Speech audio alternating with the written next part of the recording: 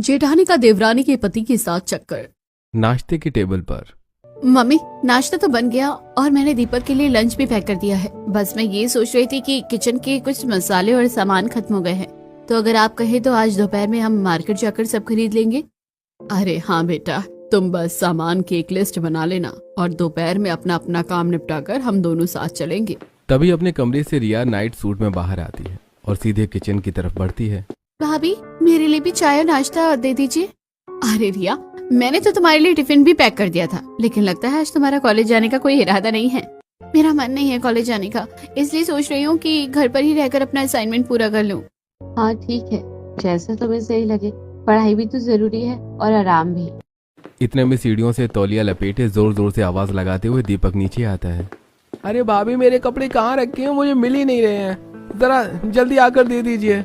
आपको तो पता है कि आज ऑफिस में मेरी बहुत इंपॉर्टेंट मीटिंग है। अरे देवर जी, आपको तो सामने रखी चीजें भी नहीं दिखाई देती हैं। आप रुकिए, मैं भी आ रही हूँ। अंजलि कमरे में जाकर दीपक के कपड़े, जूते और टाई सब निकाल कर उसे दे देती है और दीपक तैयार होकर नीचे आता है और सब नाश्ता करते हैं।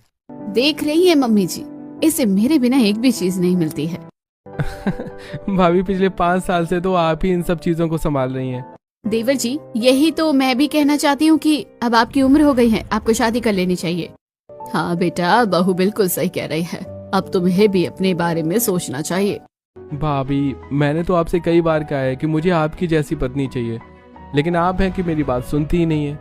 देवर जी, मैं आपकी बात जरूर सुनती, लेकिन मेरी कोई बहन है ही नहीं, तो मैं क्या करूँ? अरे हाँ बेटा, अंजलि, मैं तुम्हें बताना ही भूल गई थी कि जब तुम्हारी शादी हुई थी तब मैंने एक लड़की देखी थी, शायद तुम्हारे दूर के रिश्तेदार की लड़की थी। क्या नाम था उसका? अच्छा मम्मी, आप पारुल की बात कर रही हैं क्या? हाँ हाँ, वही पारुल। क्या उसका कहीं रिश्ता तय हो गया है?